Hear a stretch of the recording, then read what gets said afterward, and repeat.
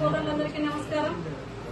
మరి 30వ తారీఖు రోజు జరగబోయే మరి భారీ బహిరంగ సభకు మరి ఊరూరున పల్లె గ్రామాల నుండి మహిళలందరూ భారీ ఎత్తున రావాలని మా హుజరాబాద్ ఇన్ఛార్జ్ మా ప్రణవన్న గారు చెప్పడం జరిగింది.